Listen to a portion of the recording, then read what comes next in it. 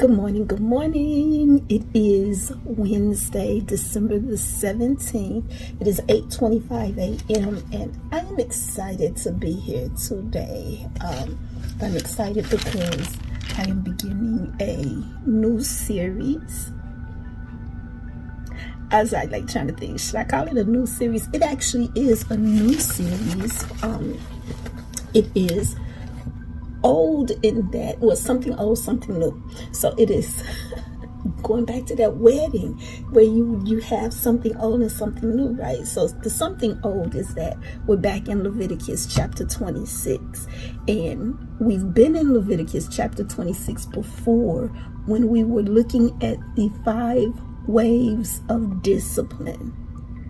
We're back in Leviticus chapter 26, but we're not looking at the 5 waves of discipline. We're looking at our benefits package, our insurance package. The entire book of Leviticus is our insurance policy. Our insurance policy, guys.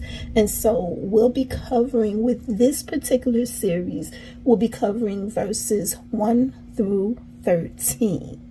With the other series, the 5 waves of discipline, we covered verses 14 through 33. We did that already. Okay, technically I'm not finished with the video. Again, let me say that again. Technically, I'm not finished with the video. I need to go back and look at the last video that I did, because I knew that I wanted to complete it, to complete the whole chapter. I knew that. I remember saying that. I had no idea when I said that I was going to be sent back to the very first 13 verses, because we didn't even look at that. We just focused on the discipline part. And ironically, it was last year, this month, December of last year, that my Sabbath study took me to Leviticus 26 and plopped me right there. And the same thing happened this past Sabbath.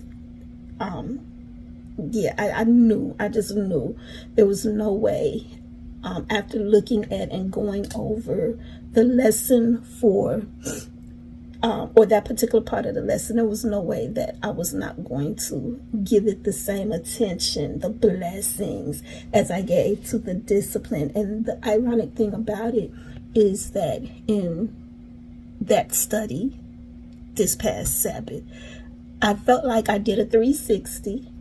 A complete turnaround, which is good.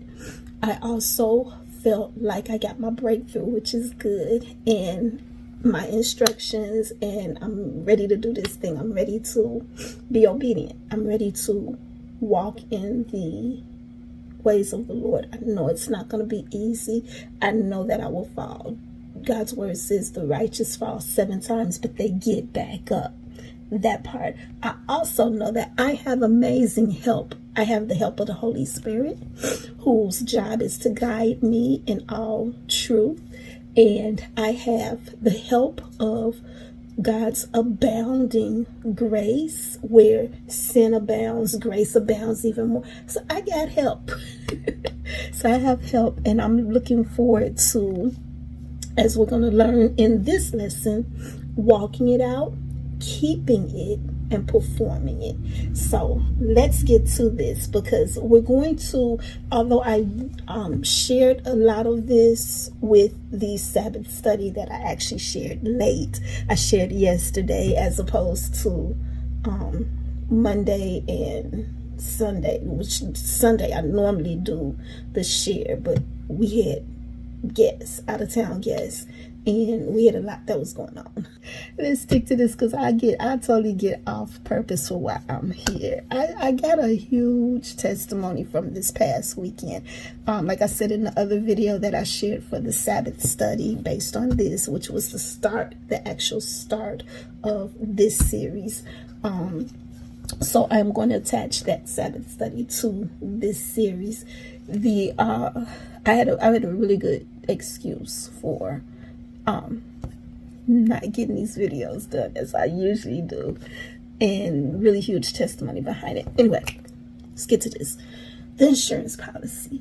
Leviticus chapter 26.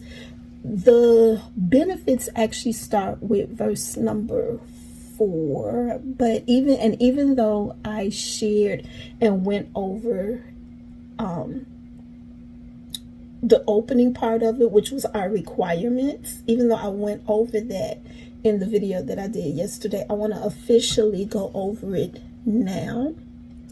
And I want to officially go over it now because these requirements, it is important that we understand the first 3 verses. It is important, or the first 2 in our choice, right? So the first 3 verses, it's important that we understand this, like for real, because it will impact how we proceed. The beautiful thing about this is that God gives you a choice. He gives me a choice. That's verse 3. So he gives us what's called an if-then statement. I am getting ahead of myself again, but let me say this. He gives us what's called an if-then statement, and he lets us know, if you choose. How did on the movie The Matrix, how was Neo told by Morpheus? He was handed 2 choices. I don't have a blue pen, I have a purple. He was handed 2 choices, the red or the blue, the red pill or the blue pill, right? And let me go find that, because what the choices meant is significant. So let me go find that real quick, because you got to see that. Like, if you haven't seen the movie, that's fine, but you got to see that, because at the end of the day, God gives us choices. People walking around here, I got free will. Yes, you do. You have the free will to choose, but he tells us also to choose wisely, because when you choose and you make the wrong choice, what happens is you start experiencing stuff, and then you start whining and crying to God in prayer, and I need your help, and I need you to pray for me. Well, what choice did you make? Let me go get that red blue pill real quick, and let's continue after that. Okay, so I really love how God teaches us, how he teaches all of us through his word. He gives us his requirements, and he gives us our choice. So let's look at those requirements.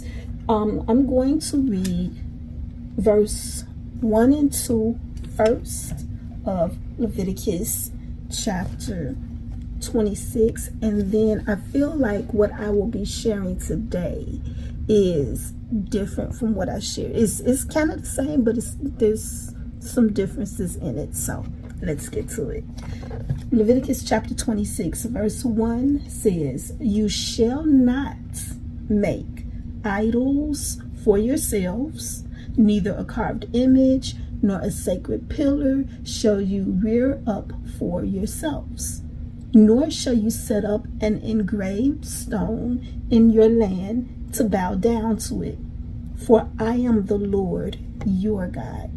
Verse 2 says, "You shall keep my Sabbaths and reverence my sanctuary. I am the Lord."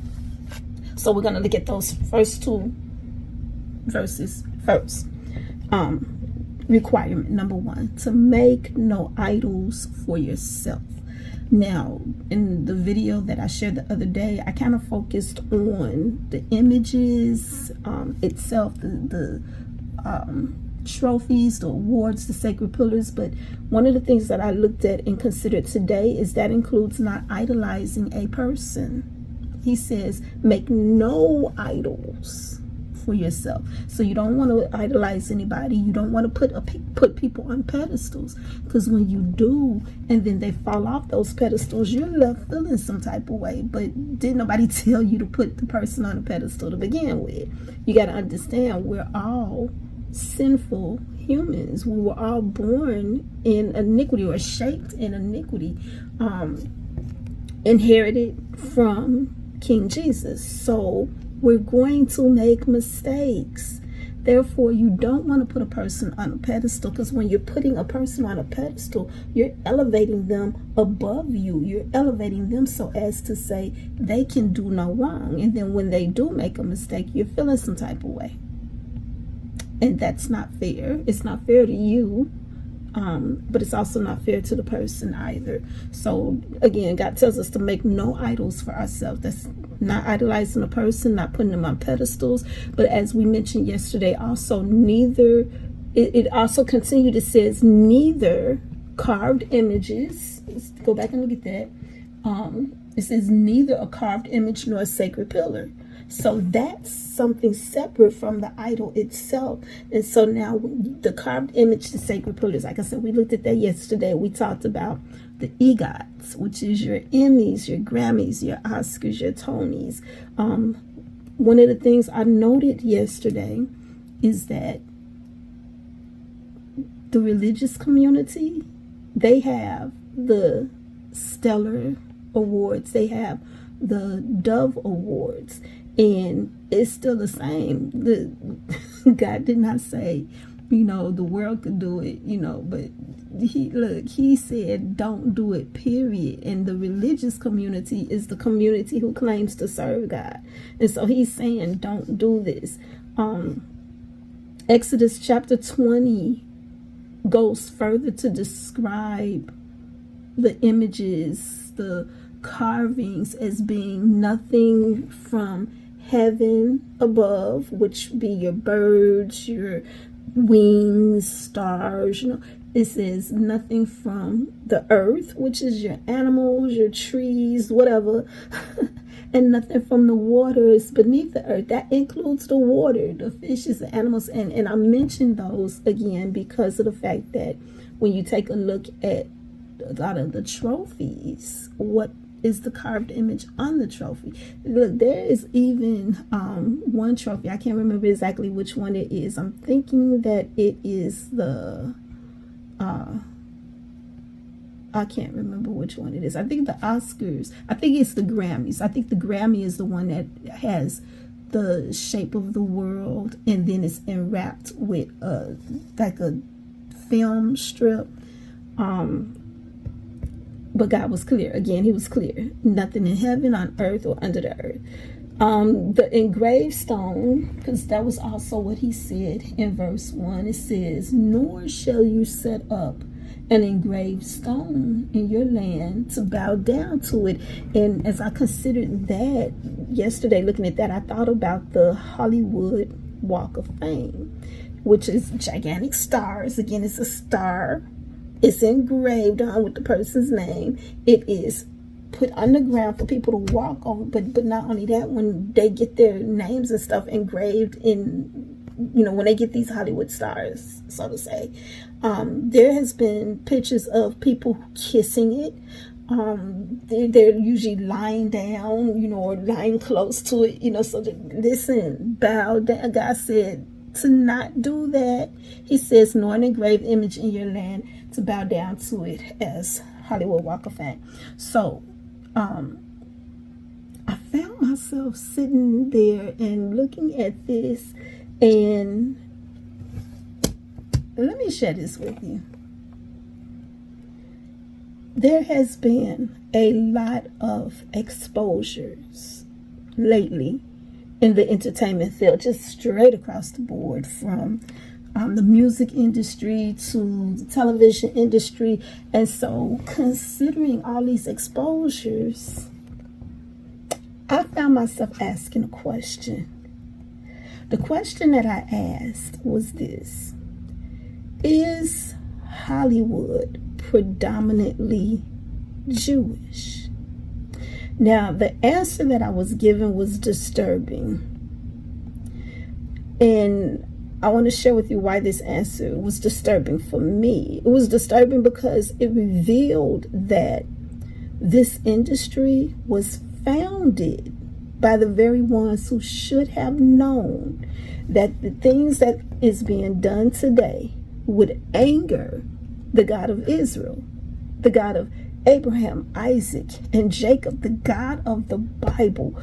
Listen, it's disturbing because, to me, because they were supposed to be the ones, they were the ones that was charged with, they were the ones that was chosen to be the ones who would teach the rest of us about the only true God, about Almighty God. They were charged. As a matter of fact, let me show you. Let me show you this. This is Exodus chapter 19. And this is what it says. You have seen, this is verse number 6. This is verse 8. Let me put my glasses on so I can see what that verse number is. Okay, this is verse number 4. I'm reading verse 4 through 6. It says, you have seen what I did to the Egyptians, and how I bore you on eagle's wings and brought you to myself. Now, therefore, if you will indeed obey my voice and keep my covenant, then you shall be a special treasure to me above all people, for all the earth is mine, and you shall be to me a kingdom of priests and a holy nation. These are the words which you shall speak to the children of Israel. And so the Jews are descendants of the children of Israel. They are descendants of Judah, actually. The Jews, the Benjamites were called Jews also, although they were a separate tribe. And that was because of the two kingdoms, where the kingdom or the nations was split into two. And so you had your 10-tribe nation that continued with the being called Israel, whereas the 2-tribe kingdom was called by the name of the larger tribe, which was Judah. So Benjamin and Judah was both called Judah, or the Jews. Even still, this was disturbing to me. What the information that I found when I asked the question, was it predominantly Jewish? Because of the fact that everything that is being done today, God told them to make no idols for themselves. Okay, they were kind of instrumental in setting up your quote-unquote movie stars and your quote-unquote musical stars, not idolizing people. They knew not to do this. They were told this was a part of their commandments. They were told not to make carved images or sacred pillars. And yet, what do these industries do? They have these award shows, and they're celebrating, and they're pitting people against one another, and choosing, and then one rises above the other to go and accept this trophy that has carved images on it. And how people are dealing with these trophies now, like, my whole feelings about it, I'm trying to check myself, but my whole feelings about it is that you're supposed to be teaching us the truth. You were supposed to be teaching us to serve God Almighty, the God of the Bible, the God that we're reading about. Like, you were supposed to live this thing and show us the benefits of being obedient. But what you doing? What you doing? You're not teaching us to obey God. You're not teaching us to follow God, to worship God. You're actually doing the opposite. Right? Anywho, while Hollywood is not Jewish, the Jewish people were significantly overrepresented in the industry, especially in the area of being creative and your executive roles. They're overrepresented in those areas. And this is because this industry was founded by Jewish immigrants. Now, today, the industry is global and it's diverse. But still, there are many prominent Jewish figures who continue the legacy of the golden age when everything was founded. The legacies of Warner Brothers, the legacy of, now who Adolf Zukor is, I have no idea, but I know who Louis B. Mayer is, because he's the one with, when like an old movie would come on, and it would come on with that lion that roars. That's Louis B. Mayer. And then Warner Brothers, you think of like your like the cartoons, Anyway, I have some information. It was just so much, and I figured let me just put it out here so that you can look over what is said about the role, their role in Hollywood, their role in the entertainment industry, their role in the music industry, and compare that to what you're hearing from a lot of different artists. Like, remember when Prince changed his name to the sign and basically said that he was a slave? Michael Jackson, when he was like, they don't even care about us. Remember that song? And what was behind that? And there are others who are in this industry that are beginning to speak up and expose this industry. So to find out that it is predominantly Jewish, that was very disturbing for me. It is very disturbing for me because they should know better. They should know better. So I want you to see this insert. Take some time, make sure you read over the insert, and then we'll come back.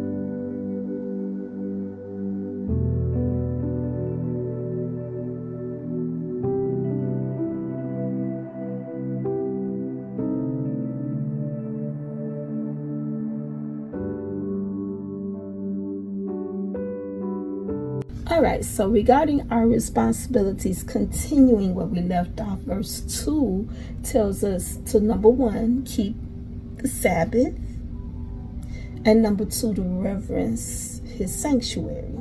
So listen, many today might feel, well, I don't have any idols, I don't worship any idols, and I do reverence the sanctuary, I go to church, but do you keep the Sabbath? Well, I don't keep the Sabbath, but I do the other two. That's where James chapter 2 verse 10 comes in, because in that verse, the brother of King Jesus lets us know that if you fail in one area, you failed in all. Like, you could be doing everything else. You cannot have the idols. You cannot have statues and pillars and stuff. Like, you cannot have that. You can reverence a brick and mortar building, because usually that's what people think about when they think about reverencing the sanctuary. They think of the brick and mortar, they think of the church building and the sanctuary in the church, and so they reverence it. As a matter of fact, I heard a first lady speak of that. She was commenting on the fact that Yolanda Adams fell. I don't know where she was at, but she was on some stage and with some people, and she fell backwards. And this first lady was talking about that and like commenting and telling, not play in church. And she gave her own experience of how it was after a choir rehearsal, and she was talking about one of the other choir members. And so when it was her turn to come off the stage, she fell, and she laughed and repented because she was playing around in the quote-unquote sanctuary. So they're still looking at the brick and mortar building. They're looking at this stage, and they're calling that sanctuary. So listen, you can be doing all that, but if you're not following the Sabbath, God said to keep his Sabbath, keep his Sabbaths, plural, keep his Sabbaths. And if you're not doing that, then you have failed. or you have failed in, remember this is an if-then statement that we were talking about. Did I mention the if-then statements in,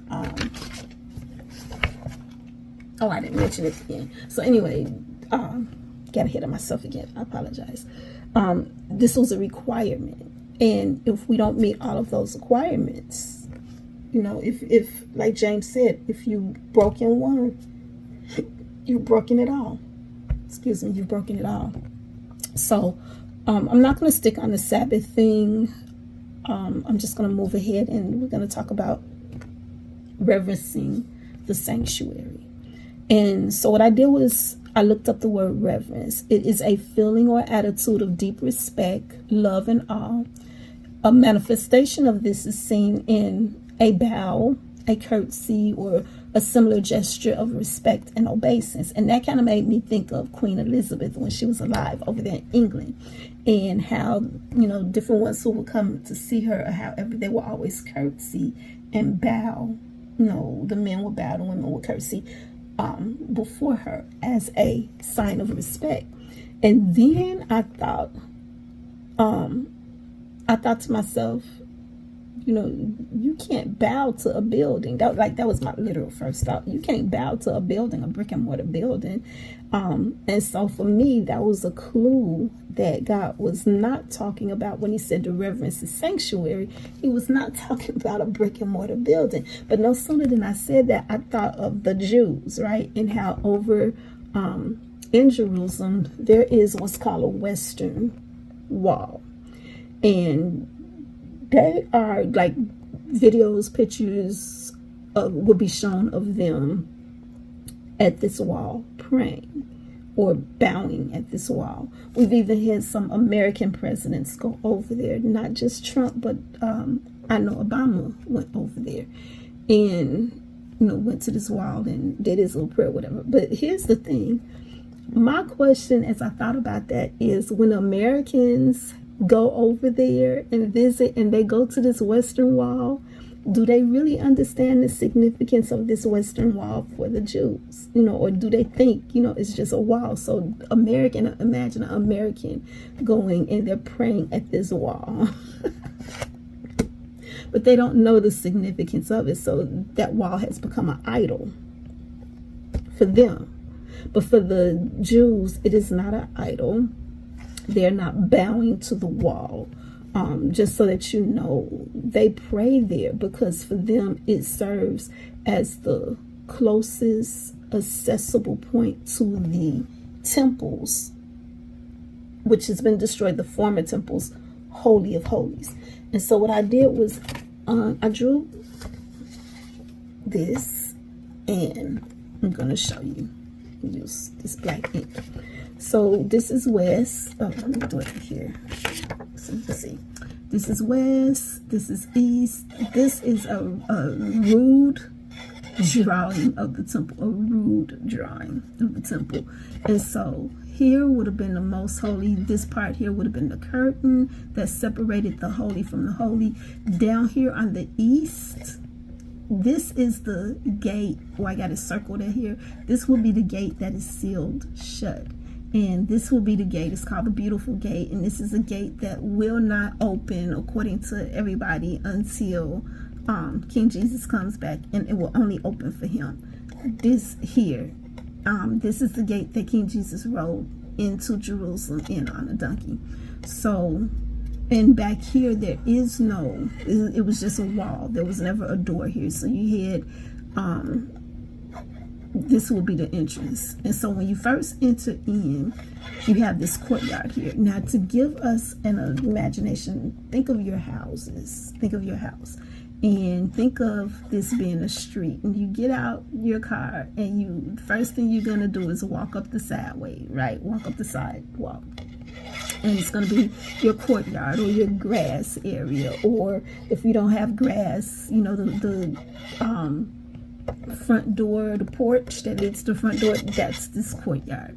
And then you enter in, you have your holy, and then you have your most holy. So for us, again, with our houses, as an example, think of entering into the house. So you have your holy, you know, you got your living room, you know, you got your kitchen, or but then the bedrooms would be the most holy, like. So anyway, just to kind of, for Americans, to give us, because we don't do the temple thing, so we don't know. Or how about this, for your churches, you have your entrance, the vestibule, the hallway where everybody is, and then you enter into the holy, where you sit and you learn. You got your seats in here, and you sit and you learn, and there is a pulpit or whatever where pastor would speak to you from. And then the most holy will be all of the behind the scenes work that goes on, so that you can have the experience that you have in the holy. So your behind the scenes is the work of the administrator, making sure all the bills is paid. Behind the scenes is where they count the tithes that they collect in the holy. Behind the scenes will be the rehearsals that are done of the choir, so that when it's time, they can be in the holy and they can sing all these songs and sound. So anyway, this temple is destroyed, completely destroyed. It was destroyed back in 70 CE for the final time, and up until today, this temple has not existed. It was in April of this year that there was a lot of talk of slaughtering these red bulls, and rebuilding the temple, So what they doing over there right now, I'm not paying attention to, because I know what God's word say in Revelation chapter 21. I think it's like verse 20. 21. It's like the latter verses of chapter 21, where it says that there will not be a temple. I'm not going to go and read it. Revelation chapter 21, the very last verses. You go and check it out. So anywho, with it being destroyed, there's this wall back here, and that wall is what they will go and they will pray at the wall, because it is the closest to this area here. The problem with what they're doing is twofold. Number one, at King Jesus' death, the curtain that separated the holy from the holy, the most holy, was split in two, and King Jesus provided for us a new way to enter into the Holy of Holies, and that namely is through him. Jesus Christ is the way. And this is why we pray in the name of King Jesus. It's through King Jesus that we can enter boldly into the Holy of Holies, not through a copy of the reality. And all these church buildings are copies of a reality. They're copies. We don't have to enter through the copy when we can boldly enter through King Jesus, who is the way into the most holy, into the reality. That will be the book of Hebrews. The entire book is so amazing, but inside the book of Hebrews, it lets you know that King Jesus did not enter into the copy. He entered into the actual. He entered into the true, the reality. Number two, King Jesus told us at John chapter 2, verse 19 through 21, that his body was the temple. Again, we're talking about the reverencing of the sanctuary and why the Jews worshiping at this wall, the problem behind it. So, number one, again, in the fact that the sanctuary is not a brick and mortar building, it is us. It's us. We are the sanctuary. And so remember, he said to reverence my sanctuary. So it says, King Jesus, he told us in John chapter 2, verse 19 through 21, that his body is the temple. It is in 1 Corinthians chapter 3, it's like verse 9 through 17, where we are told that we are God's building, that we are the temple of God. And so as such, we are the temple. We are the sanctuary. We are the vessel that contains God's Holy Spirit.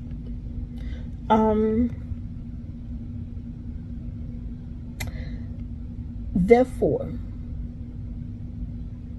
as I was looking at that, it just made me realize that what I was looking at in Leviticus chapter 26, verse 1 and 2 was a restatement of the Ten Commandments, where we're told, number one, how to worship God, to keep the Sabbath, and how to treat one another.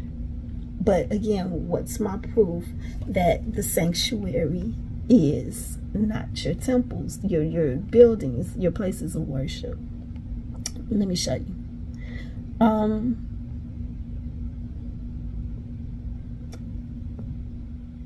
The fact that I said that Leviticus chapter 26 verse 1 and 2 was a restatement of the Ten Commandments, that kind of fit in with what King Jesus said about the commandments and which was the greatest.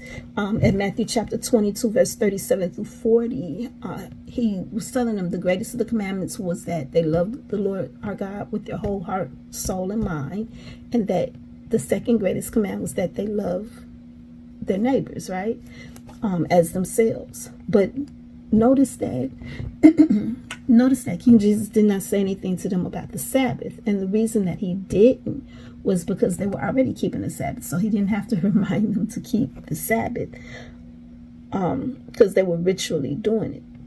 So with that understood, number one, that we're the temple. Number two, that we're supposed to have love for one another. Let's go back and look at the definition of sanctuary. So it's a holy place as a building set aside for worship. And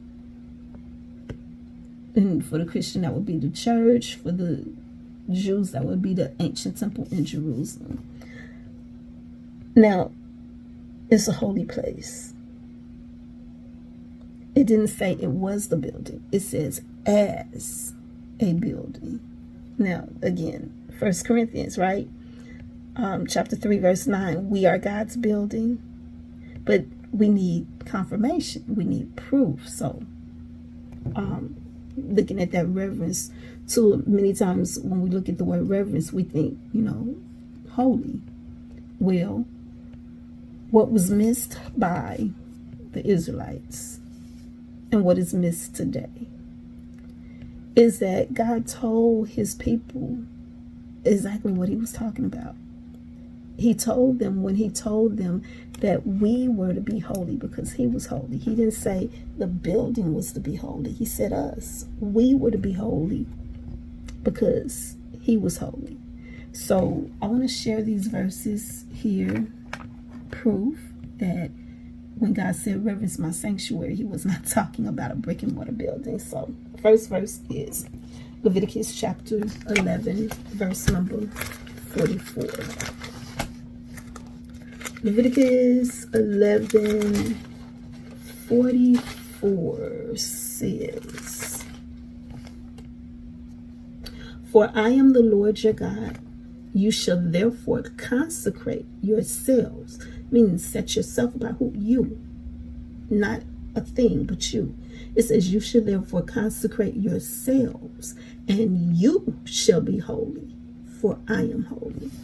The next one is Leviticus chapter 20, verse 26.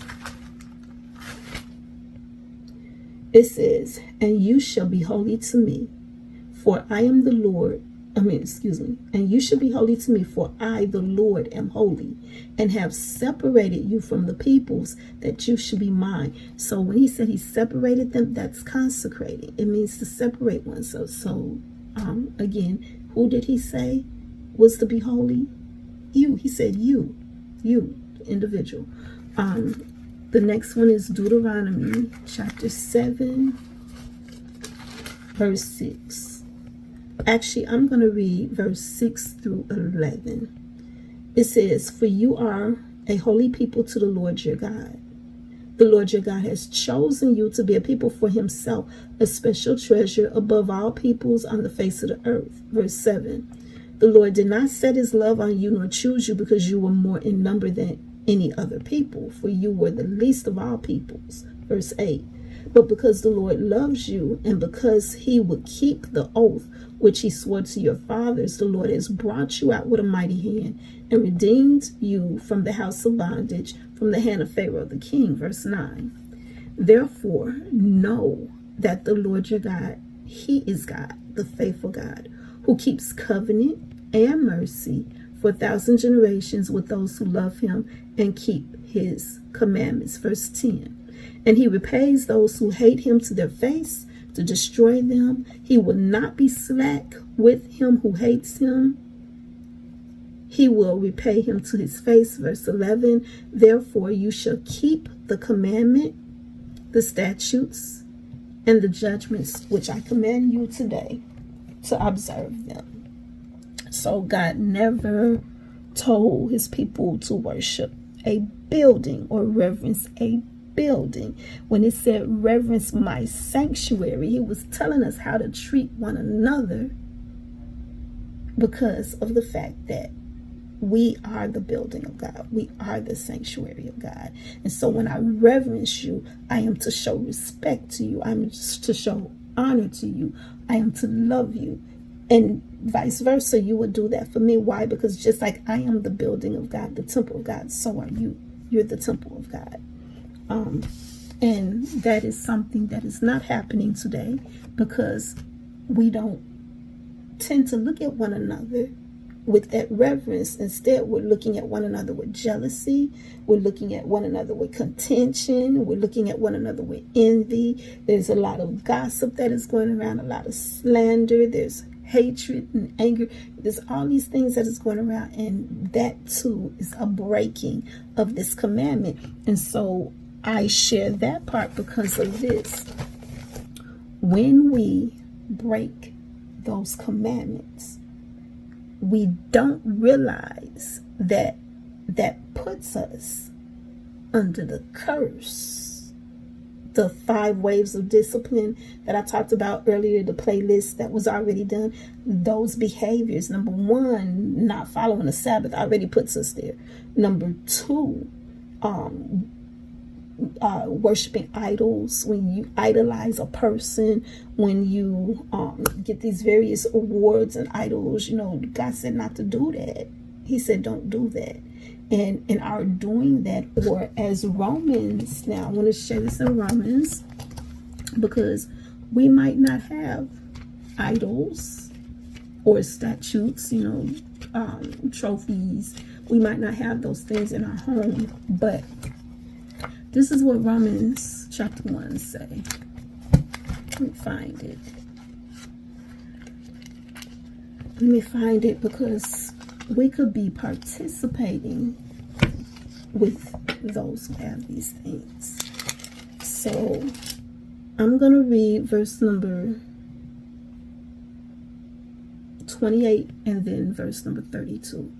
Verse 28 says, and even as they did not like to retain God in their knowledge, they did not want to retain God in their knowledge, meaning that they're not reading God's word daily. To retain something, you have to keep it, right?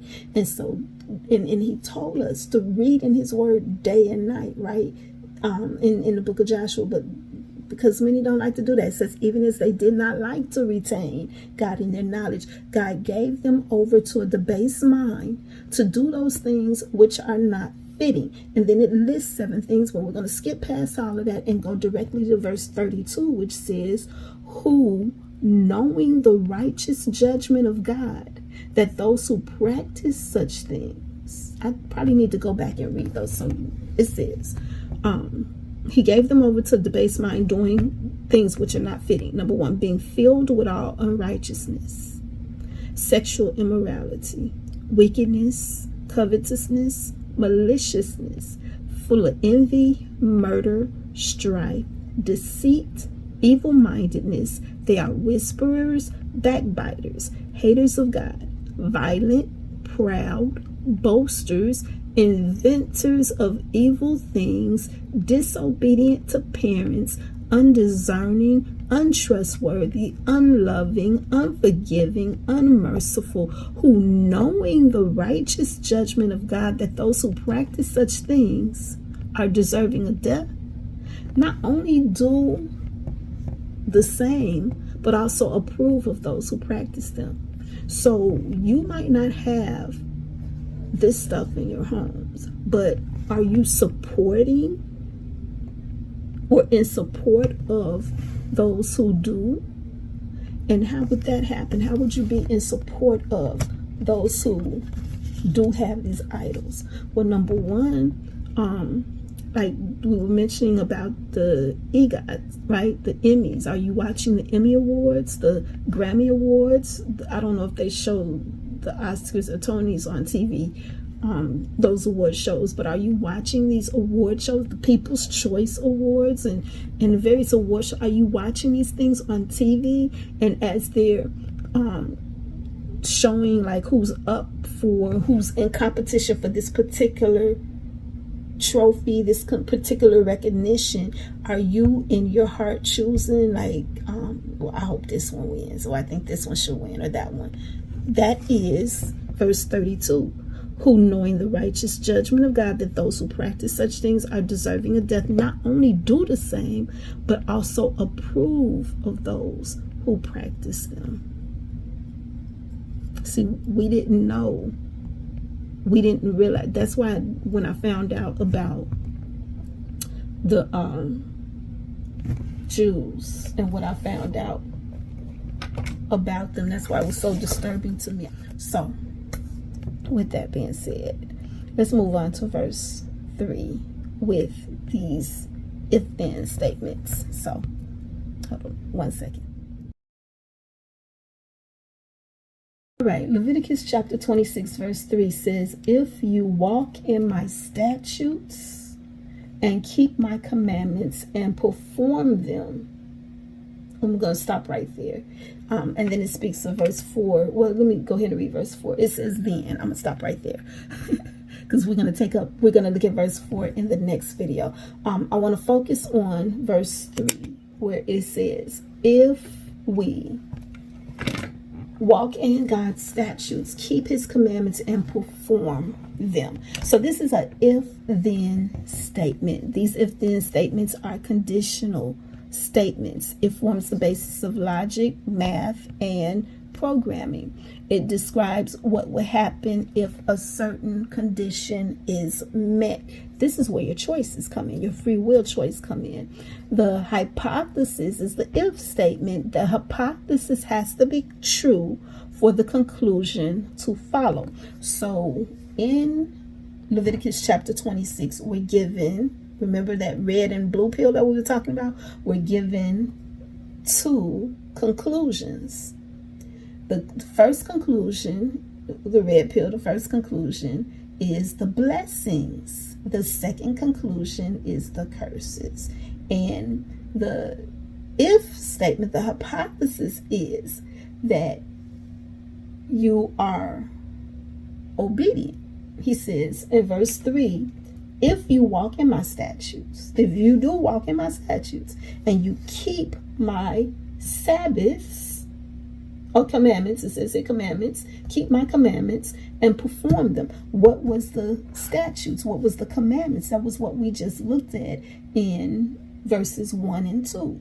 So in verse 3, he's saying if we walk in his statutes, keep his commandments, and perform them, then what happened is, if all of that is true, then the red pill, or the blessings is what you would get. But now I'm going to skip over, because like I said, we're going to focus on these blessings for this, but I want to share this. Verse 14 and 15, which takes us into that discipline, the curses. It says, but if you do not obey me, which is what he already told us what to do in verse 1 and 2. He says, if you do not obey me and do not observe all these commandments, not 2 out of 3. He says all. If you despise my statutes, or if your soul abhors my judgments, so that you do not perform all my commandments, but break my covenant, then he says, I will also do this to you. So he's giving us a choice. This is our free will choice. Either you're going to do what he says or not. I like how King Jesus said it in Luke chapter 6, verse 46. He says, why do you call me Lord, Lord, and you don't do what I tell you to do? So we have the experiences that we have in this life based on the choices that we are making. And to turn that around, go back to what we read in 2 Chronicles chapter 7 verse 14. God said, if my people who are called by my name will humble themselves, will pray, will seek my face, and turn from their wicked ways. When he tells us, when he breaks it down, when he explains it to us. So again, God made it plain. He made it plain what the outcome would be. Number one, if we obey, and we're going to look at that. Number two, if we choose not to obey, and I already looked at that, and it's available to you in the playlist called The 5 Ways of Discipline. So basically, the ball is in our court, y'all. The ball is in our court. What are we going to do? What are you going to do? Because you probably can't see that up there on my wall. It's Joshua chapter 24 verse 15, where he says, as for me and my household, we're going to serve the Lord. And I like that chapter too, because he gave them an option also. And he said, either you're going to follow the gods of your fathers. You know, they were Syrians, you know, Chaldeans, you know, Abraham was Chaldean. Jacob came back to Israel from Syria, so that's why they were called Syrians. He said, either you're going to follow the gods of your fathers, you're going to follow the gods of the Amorites, the people of the land, the people of the territory you done just moved in. You're going to do what they do. He said, or you're going to follow the only true God. Make up your mind. What you got to do? The ball is in your court. With the if-then statements, everything listed in the hypothesis or the if part must be true in order to receive the conclusion, which is listed in the then statements. And the then statements is what we'll begin looking at with the next video. So verse 3, if statement says, if we, number one, because it gave us 3 things. If we walk in God's statutes. Now the statutes is the laws, the established rules, regulations. If we walk in God's statutes, to walk is to follow a certain course of life. It is to conduct oneself in a certain way, to go at a specific pace, because you're walking. You're not running, you're walking one step before the other. And so therefore, putting one step before the other, this is a daily thing. It's a daily walk. And that's what he's literally telling us, daily, when he says to walk in his statutes. Number 2, we are to keep God's commandments. Now, let me explain to you that it was only 10. It was only 10, the 10 commandments. And I want to show you this. This is Deuteronomy chapter 5. Now, verses 1 through 22 is the commandments, again, being reviewed. You will first see them in Exodus chapter 20, where they were first given. But here in Deuteronomy, they're being given again to the children of those who had died in the wilderness.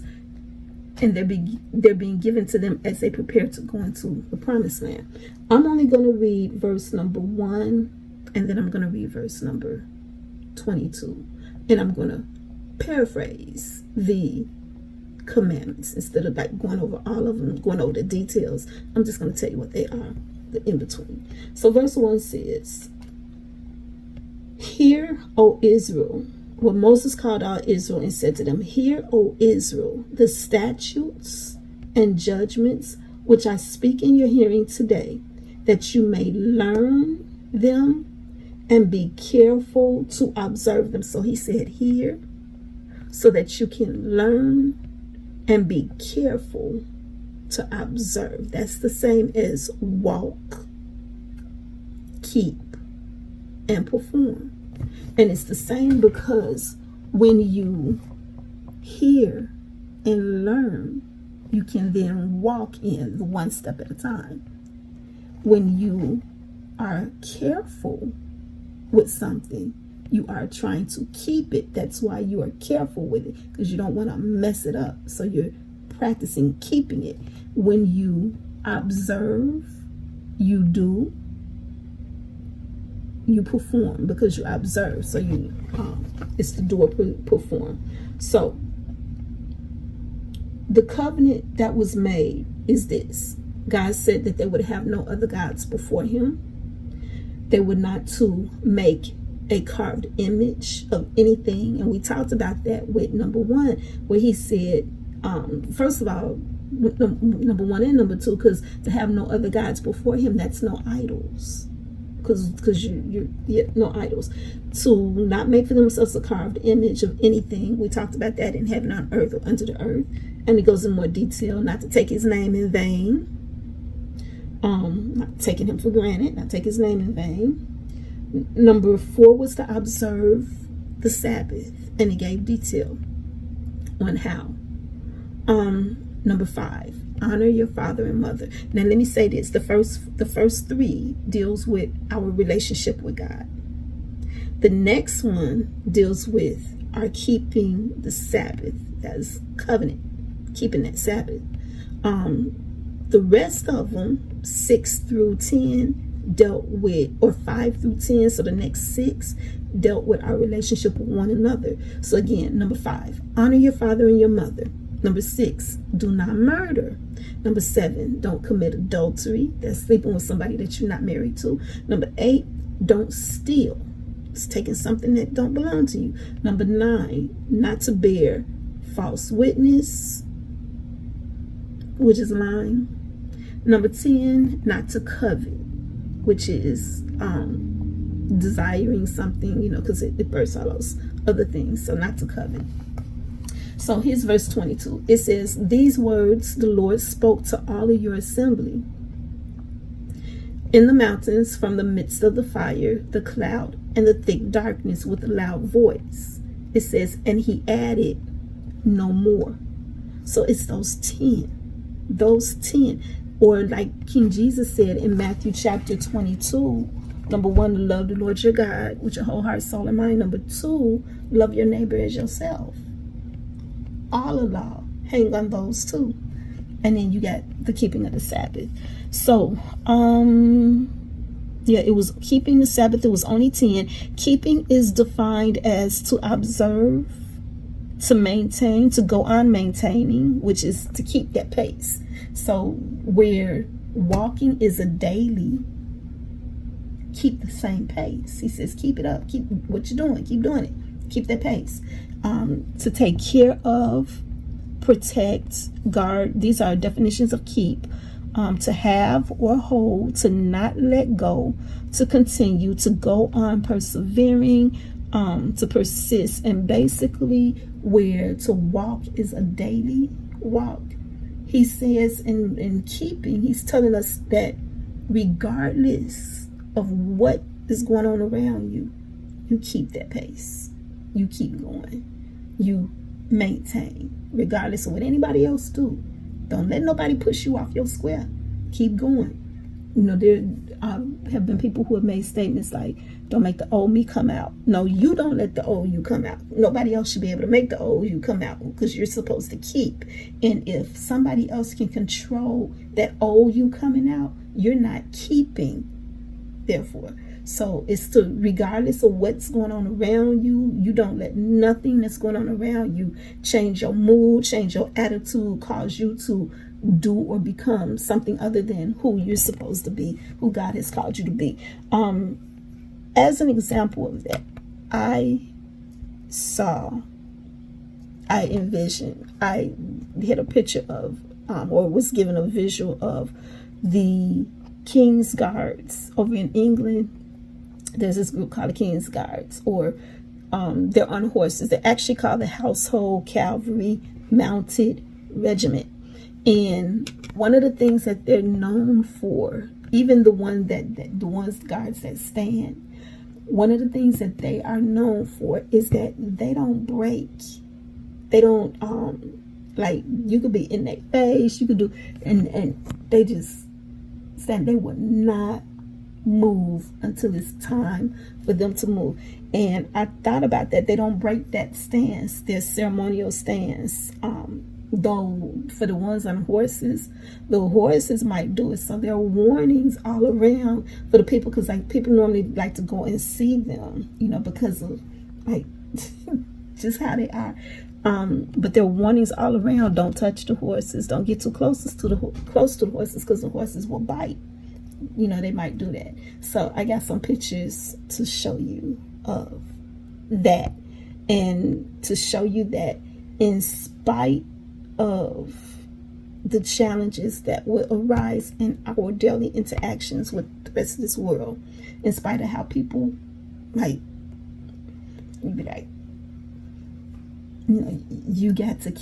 you have to maintain, and you got to keep yourself and maintain yourself, because you got too much to lose. Before I show you this picture though, let me share with you that last one, to perform them, because he said, walk in God's statutes, keep his commandments, and perform them, which is to accomplish it, to bring to completion, to execute, to carry out.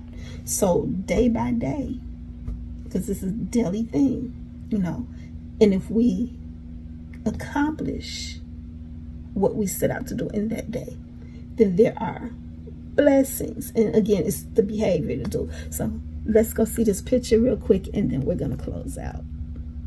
And the picture that we're going to look at is that of the Calvary over in England.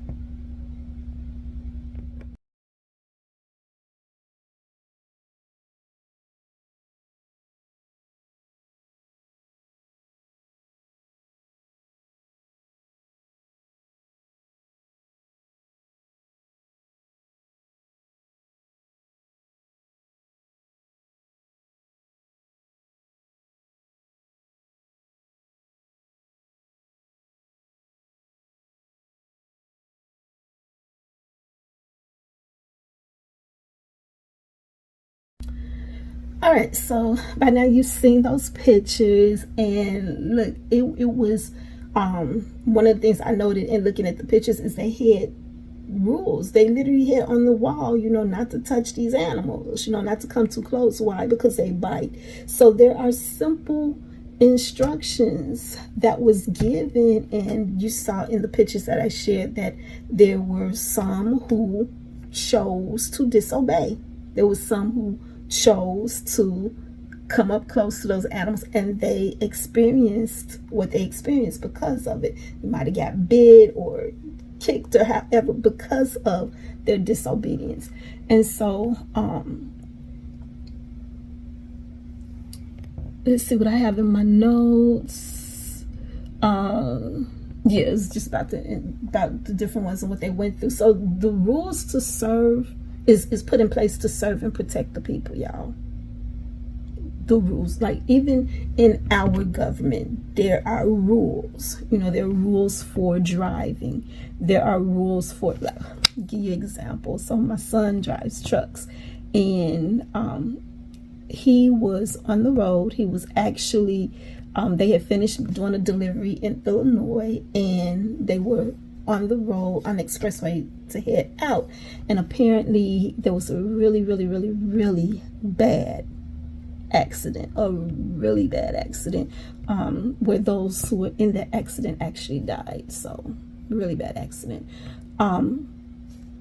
While they were stuck, he said overnight, and it was frigid.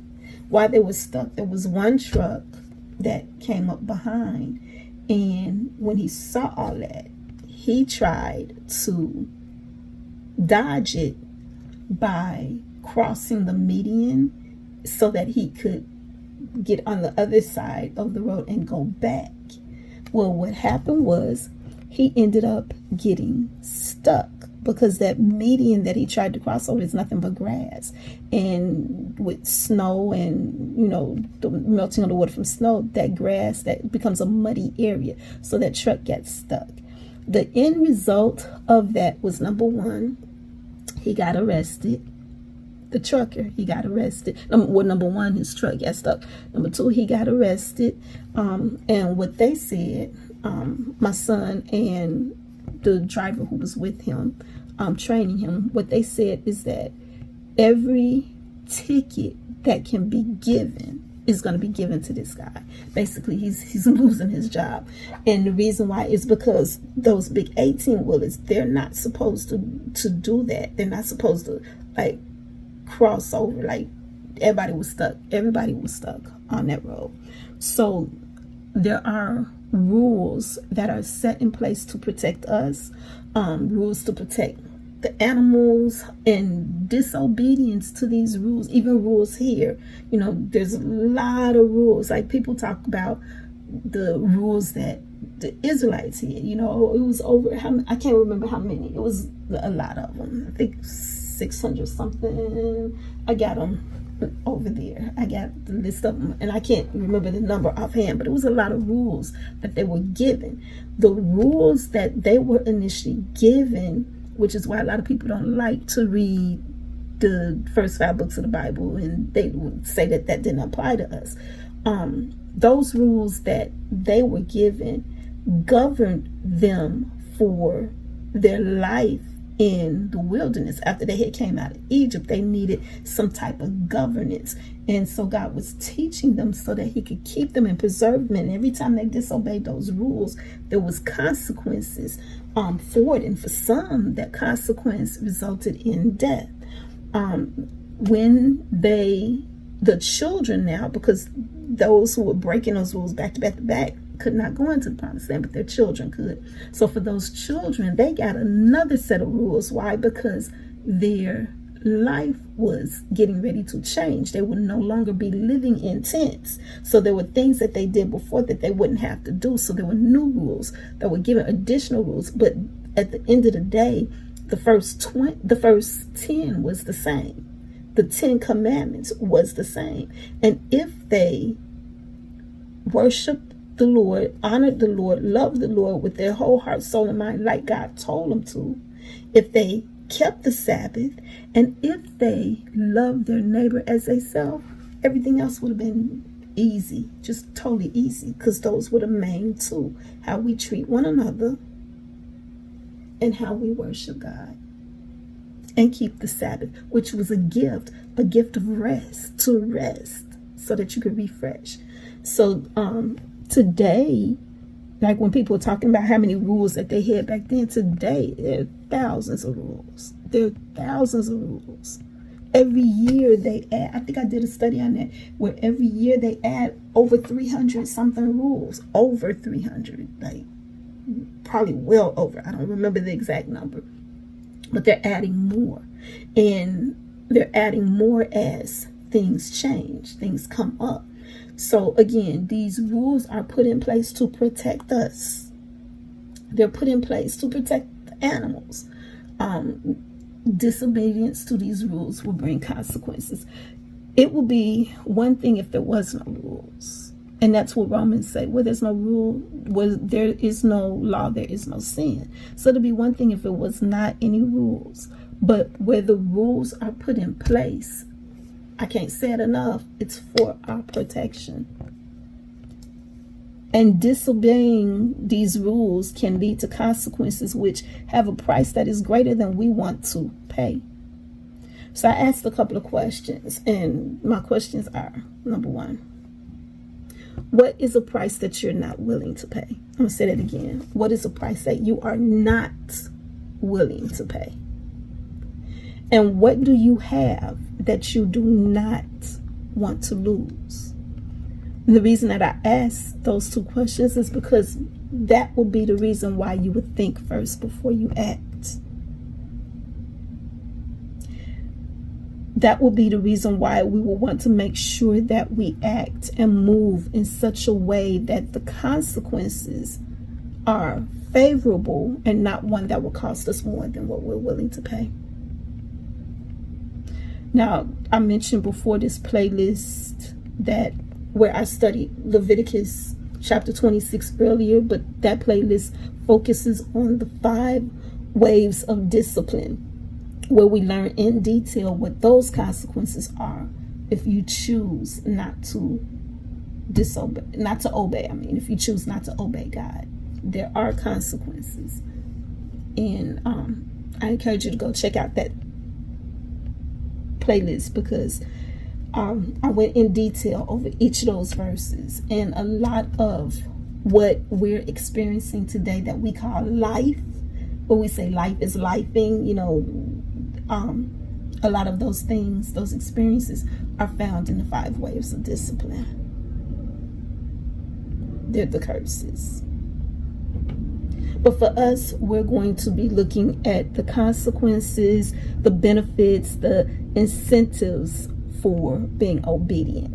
And so that will be verses 4 through 13. And with the next video, we'll check that out. So thank you for watching.